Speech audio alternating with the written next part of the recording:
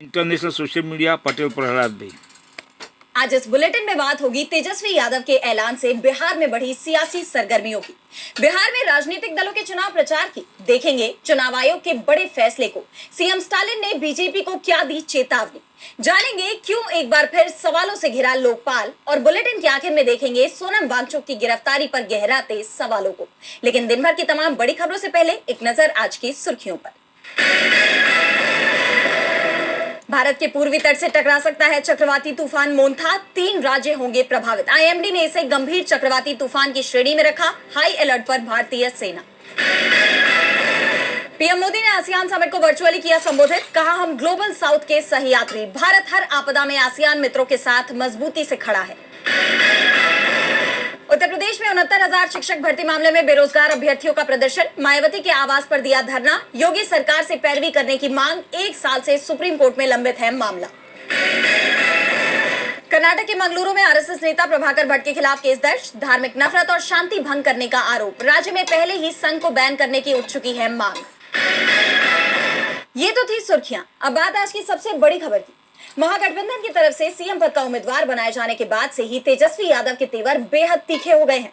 एक तरफ वो लगातार जनता के हक में बड़े बड़े ऐलान कर रहे हैं, तो दूसरी तरफ एनडीए सरकार की नीतियों पर भी तीखे हमले कर रहे हैं। तेजस्वी ने वक्फ संशोधन कानून से लेकर चिराग पासवान की भूमिका पर भी खुलकर हमला बोला है। तो क्या कुछ कहा तेजस्वी यादव ने, जिससे एनडीए के सामने बढ़ता दिख रहा है संकट, देखिए इस रिपोर्ट में। बिहार विधानसभा चुनाव में महागठबंधन लगातार मजबूत होता दिखाई दे रहा है। तेजस्वी यादव ने प्रचार अभियान तो तेज कर ही दिया है, वो लगातार जनता के हक में ऐलान भी कर रहे हैं। अब उन्होंने कहा, अगर महागठबंधन की सरकार बनती है तो बढ़ई, लोहार, नाई समेत सभी छोटे कामगारों को स्वरोजगार के लिए 5 लाख रुपए दिए जाएंगे। इसके अलावा पंचायत प्रतिनिधियों और अन्य ग्राम प्रतिनिधियों के भत्ते को 2 गुना किया जाएगा। पूर्व पंचायत और ग्राम कचहरी प्रतिनिधियों को पेंशन राशि देने की प्रक्रिया भी शुरू की जाएगी। इसके साथ ही तेजस्वी यादव ने दावा किया है कि सरकार बनने पर वो वक्फ संशोधन अधिनियम को कूड़ेदान में डाल देंगे। तेजस्वी ने कहा कि आरजेडी प्रमुख लालू प्रसाद ने देश में सांप्रदायिक ताकतों से कभी समझौता नहीं किया, जबकि नीतीश कुमार ने हमेशा ऐसी ताकतों का साथ दिया है जिनकी वजह से सांप्रदायिक तनाव पैदा होता है। उन्हीं की वजह से आरएसएस और उससे जुड़े संगठन राज्य के साथ साथ देश में भी सांप्रदायिक नफरत फैला रहे हैं। नीतीश के साथ चिराग पासवान पर भी तेजस्वी ने करारा हमला किया। हाल ही में चिराग पासवान ने कहा था कि उनके पिता रामविलास पासवान ने मुसलमानों की आवाज पूरी जिंदगी भर उठाई, लेकिन मुसलमानों ने उनका साथ नहीं दिया। चिराग के इस बयान पर पलटवार करते हुए तेजस्वी ने कहा कि इससे कोई फर्क नहीं पड़ता कि चिराग क्या कहते हैं या क्या नहीं, उनका विजन क्या है। चिराग एनडीए में असहज महसूस कर रहे हैं। रामविलास पासवान के जाने के बाद एनडीए के लोगों ने ही चिराग की पार्टी को बर्बाद कर दिया था। चिराग सत्ता के लालच में एनडीए के साथ हैं, सत्ता के लिए चिराग समझौते करते हैं, इसलिए उनके बयानों को वजन नहीं देना चाहिए। तेजस्वी के बयान से साफ है कि वो चिराग को महत्व नहीं दे रहे हैं, बल्कि उनके निशाने पर सीधे सीधे प्रदेश की नीतीश सरकार है, और वो जनता को अपने विजन भी बता रहे हैं कि महागठबंधन की सरकार आने पर कैसे बिहार में बड़ा बदलाव आएगा। तेजस्वी के ऐलान ने बिहार की राजनीति में एक नई बहस छेड़ दी है। तो बिहार में हर तरफ चुनाव प्रचार का शोर गूंज रहा है। आरजेडी, कांग्रेस से लेकर जेडीयू, बीजेपी तक तमाम दलों के नेता मैदान में उतरे हुए हैं, लोगों को अपने वादे पेश कर रहे हैं। कई जगह उनका जोरदार स्वागत हो रहा है, तो कई जगह काफी विरोध का सामना भी करना पड़ रहा है। खासतौर पर सत्ताधारी गठबंधन एनडीए के नेताओं के खिलाफ लोगों में नाराजगी दिखाई दे रही है। तो कैसा है बिहार का चुनावी माहौल, आइए देखते हैं इस रिपोर्ट में। बिहार में चुनावी तैयारियां जोर शोर से चल रही हैं। जो नेता पिछले 5 साल से गायब थे, अब वो भी जनता के बीच पहुंच रहे हैं। आरजेडी नेता तेजस्वी यादव ने कटिहार में सीमांचल के 3 जिलों में जनसभाओं को संबोधित किया, लोगों से कई वादे किए। तेजस्वी की सभाओं में उमड़ती भीड़ ने बीजेपी की धड़कनें बढ़ा दी हैं, इसलिए वो बीजेपी के निशाने पर बने हुए हैं। सांसद मनोज तिवारी ने दावा किया कि ये लोगों को भ्रमित करने का काम कर रहे हैं, तो बीजेपी के राष्ट्रीय प्रवक्ता सैयद शाहनवाज हुसैन ने कहा कि आरजेडी के लोग जंगल राज वाले हैं। एनडीए विरोधी दलों पर तो निशाना साध ही रहा है, लेकिन सीएम फेस को लेकर चुप्पी साधे हुए है, जिस पर कांग्रेस ने निशाना साधा है। कांग्रेस नेता पवन खेड़ा ने कहा कि एनडीए को हार का डर है। उनमें ये कहने की हिम्मत नहीं है कि उनके सीएम उम्मीदवार नीतीश कुमार होंगे। उनका एजेंडा क्या है? कांग्रेस छठ पूजा के बाद अपना प्रचार अभियान शुरू करेगी। पार्टी महासचिव केसी वेणुगोपाल ने बताया कि राहुल गांधी 29 और 30 अक्टूबर को वहां होंगे। प्रियंका गांधी और मल्लिकार्जुन खड़गे के दौरे भी प्रस्तावित हैं। प्रचार के बीच असदुद्दीन ओवैसी की पार्टी एआईएमआईएम को बड़ा झटका लगा है। जफर असलम, मुफ्ती अतहर जावेद समेत कई नेताओं ने आरजेडी की सदस्यता ले ली है। इसके अलावा बीजेपी नेता प्रगति मेहता, जेडीयू नेता अल्ताफ आलम राजू और गड़खा जिला परिषद सदस्य योगेंद्र राम ने अपने अपने समर्थकों के साथ आरजेडी का दामन थाम लिया है। यानी लगातार महागठबंधन मजबूत होता नजर आ रहा है, जबकि सत्ताधारी दल के नेता पाला बदल रही हैं। पार्टी को लेकर उनके मन में नाराजगी है।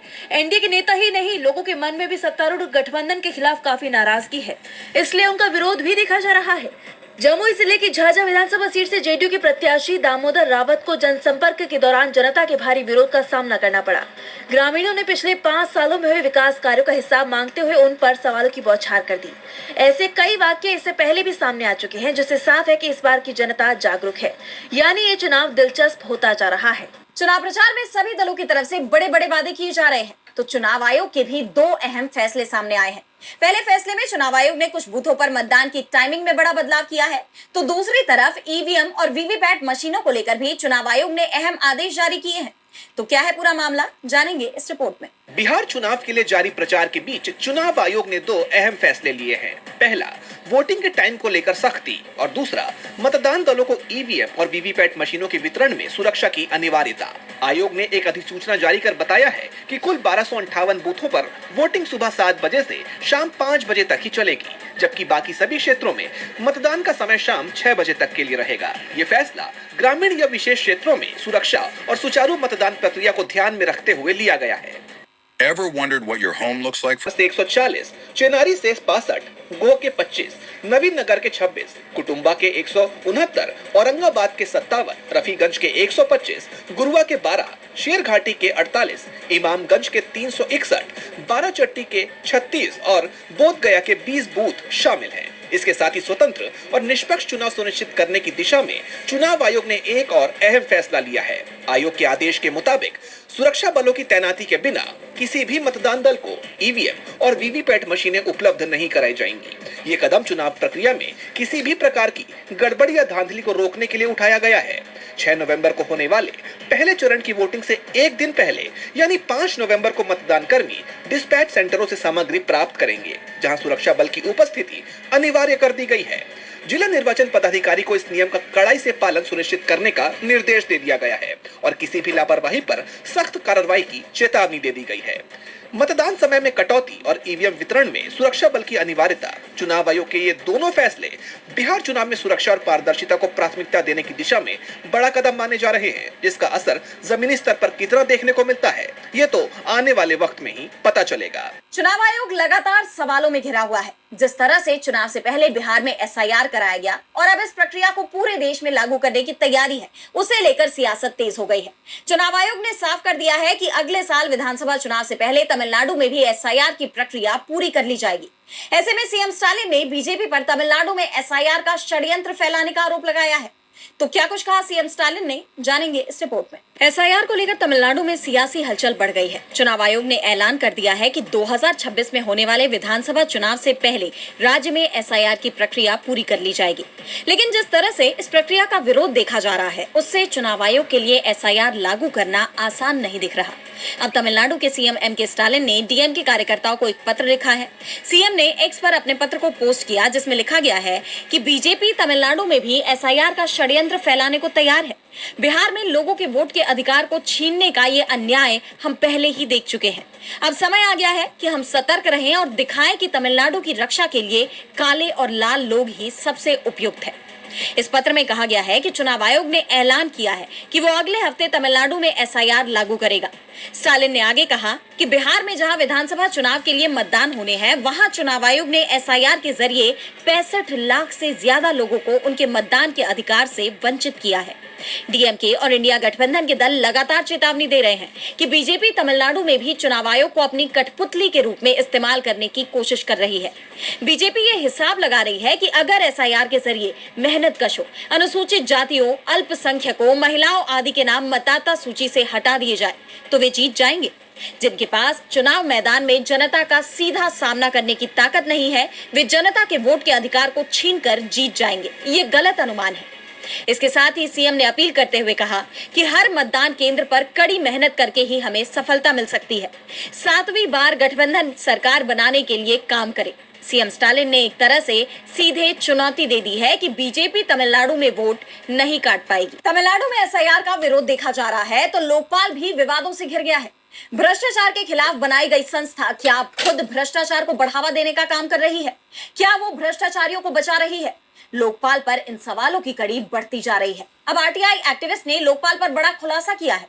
अंग्रेजी अखबार द हिंदू के मुताबिक लोकपाल के पास शिकायतों में भारी गिरावट दर्ज की गई, यहां तक कि पुरानी शिकायतों में कार्रवाई भी नहीं की गई है। तो क्या है पूरा मामला, देखिए इस रिपोर्ट में। लोकपाल के लिए लग्जरी कारें खरीदने की योजना पर पहले से ही विवाद छिड़ा हुआ है। सवाल उठ रहे हैं कि आखिर जनता के पैसों को इस तरह खर्च करने की जरूरत क्या है, और अब एक नया खुलासा सामने आया है जिसने लोकपाल पर उठते इन सवालों को और मजबूती दे दी है। अंग्रेजी अखबार द हिंदू के मुताबिक एक आरटीआई एक्टिविस्ट अंजलि भारद्वाज ने लोकपाल की कार्यशैली पर गंभीर सवाल उठाए हैं। उन्होंने बताया कि लोकपाल का गठन एक व्यापक जन आंदोलन के बाद किया गया था ताकि ये सुनिश्चित किया जा सके कि एक स्वतंत्र प्राधिकरण शीर्ष अधिकारियों से जुड़े भ्रष्टाचार की जांच कर सके। फिर भी इतने सालों में इसने किसी भी बड़े मामले में कानूनी कार्रवाई को मंजूरी नहीं दी है। अधिकांश शिकायतों को तकनीकी आधार पर खारिज कर दिया जाता है, जबकि गंभीर भ्रष्टाचार के आरोपों का समाधान नहीं किया जाता है।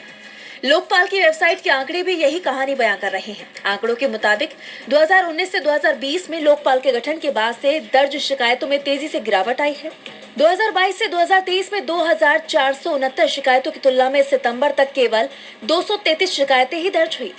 अब तक दर्ज 6,955 शिकायतों में से 90% शिकायतें यानी 6,264 शिकायतें शुरुआती 4 साल में ही दर्ज कराई गई थी। केवल 691 शिकायतें पिछले 3 साल में मिली। लोकपाल ने अब तक दर्ज हुई सभी शिकायतों में केवल 289 मामलों में प्रारंभिक जांच के आदेश दिए हैं। केवल 7 मामलों में अभियोजन की मंजूरी दी गई है। शिकायतों में एक गिरावट दर्शाती है कि कितनी तेजी से लोकपाल की विश्वसनीयता घटी है। द हिंदू की रिपोर्ट में बताया गया है कि आरटीआई एक्टिविस्ट भारद्वाज ने भी लोकपाल की पारदर्शिता पर सवाल उठाए हैं। उन्होंने कहा कि लोकपाल ने 2021 से 2022 के बाद से कोई वार्षिक रिपोर्ट अपलोड नहीं की है, और हैरानी की बात यह है कि इसकी अभियोजन शाखा को लोकपाल कानून लागू होने के 12 साल बाद जून 2025 में ही अधिसूचित किया गया। ये इस संस्था में गंभीरता और जवाबदेही की कमी को दर्शाता है। इस खुलासे को लेकर कांग्रेस ने भी लोकपाल को घेरा है। पार्टी प्रवक्ता पवन खेड़ा ने तंजपूर्ण रूप से सवाल किया कि लोकपाल या लोकपाल तू। इस खुलासे ने लोकपाल को एक बार फिर कटघरे में खड़ा कर दिया है। लोकपाल की पारदर्शिता पर सवाल उठ रहे हैं, तो सवाल शिंदे की शिवसेना को लेकर भी बने हुए हैं। बिहार में विधानसभा चुनाव के दौरान बार बार महाराष्ट्र का जिक्र सामने आ रहा है। जिस तरह बीजेपी ने एकनाथ शिंदे से सीएम पद छीन लिया, उसकी चर्चा गरमाई हुई है, और अब खबर आ रही है कि बीजेपी शिंदे से उनकी पार्टी भी छीनने की तैयारी में है। शिंदे की शिवसेना का बीजेपी में विलय होने वाला है। इसे लेकर उद्धव गुट ने बड़ा खुलासा किया है। तो क्या खत्म हो जाएगी शिंदे की पार्टी? जानने के लिए देखिए ये रिपोर्ट। महाराष्ट्र में बड़ा सियासी तूफान खड़ा हो गया है। एकनाथ शिंदे के हाथ से पहले ही सीएम पद जा चुका है, और अब उनकी पार्टी भी फिसलती दिखाई दे रही है। चर्चा है कि शिंदे की पार्टी शिवसेना का बीजेपी में विलय होने वाला है, जिसके बाद से ही हड़कंप मचा हुआ है। दरअसल शिवसेना यूबीटी सांसद संजय राउत ने दावा किया कि मोदी और अमित शाह ने एकनाथ शिंदे को आदेश दिया है कि नगर निगम चुनाव के बाद उन्हें अपनी पार्टी का बीजेपी में विलय करना होगा। जब जब शिवसेना पार्टी और चुनाव चिन्ह का सुप्रीम कोर्ट में चल रहे मामले की सुनवाई की तारीख नजदीक आती है, तब तब शिंदे डर की वजह से अमित शाह और मोदी से मुलाकात करते हैं। शिंदे को पता है कि कोर्ट में उनका मुद्दा नहीं टिक पाएगा, पार्टी और चुनाव चिन्ह उन्हें नहीं मिलेगा। संजय राउत ने बीते दिन शिंदे के दिल्ली दौरे को लेकर यह बयान दिया है, जिसके बाद से बवाल मच गया है। उनका कहना है कि अब शिंदे कमजोर पड़ गए हैं और इसलिए वो दिल्ली से मदद की गुहार लगा रहे हैं। उन्होंने शिंदे गुट को चुराया हुआ दल करार दिया और साथ ही सुप्रीम कोर्ट से न्याय की उम्मीद जताते हुए चेतावनी भी दी कि अगर सुप्रीम कोर्ट का फैसला संवैधानिक सिद्धांतों के खिलाफ गया, कोर्ट ने शिंदे के पक्ष में फैसला दिया, तो न्याय व्यवस्था से लोगों का भरोसा उठ जाएगा। दुनिया पहले ही भारतीय संविधान पर सवाल उठाने लगी है। गौरतलब है कि उद्धव गुट ने शिंदे गुट को असली शिवसेना मानने के चुनाव आयोग के फैसले को सुप्रीम कोर्ट में चुनौती दी है। 12 नवंबर को इस मामले में अगली सुनवाई होनी है, और इससे पहले संजय राउत ने सख्त चेतावनी देते हुए कहा कि बाला साहेब ठाकरे की शिवसेना को नरेंद्र मोदी और अमित शाह की 100 पीढ़ियां भी नहीं चुरा सकती।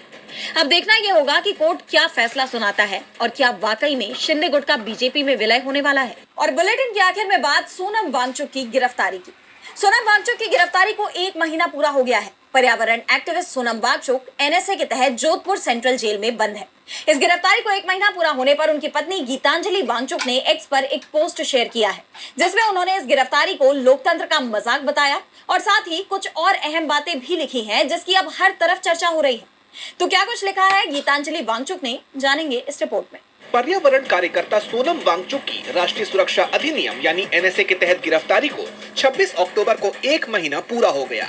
इसे लेकर उनकी पत्नी गीतांजलि वांगचुक ने सोशल मीडिया पर एक पोस्ट शेयर की है, जिसमें उन्होंने अपने पति के खिलाफ हुई कार्रवाई को गलत बताते हुए इसे भारतीय लोकतंत्र का मजाक बताया।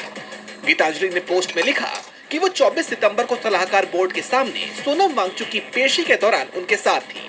उन्होंने लिखा, 24 सितंबर को मैं सोनम वांगचुक के साथ एडवाइजरी बोर्ड की बैठक में गई। उन्होंने अपनी बात रखी कि कैसे उन्हें उनके शब्दों, बयानों और विचारों को उनके वीडियो से संदर्भ से हटाकर एनएसए के तहत अवैध रूप से हिरासत में लिया गया है।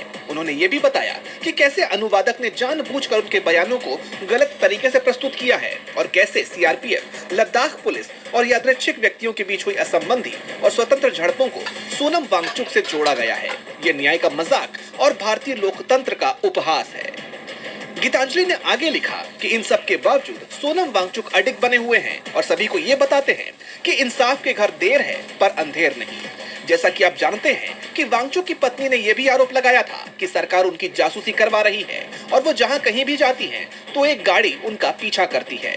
दरअसल सोनम वांगचुक को 1 महीने पहले लद्दाख में कथित तौर पर हिंसा भड़काने के आरोप में एनएसए के तहत हिरासत में ले लिया गया था। इस गिरफ्तारी को अवैध बताते हुए वांगचुक की रिहाई के लिए कई सामाजिक संगठन शांतिपूर्ण विरोध प्रदर्शन भी कर रहे हैं।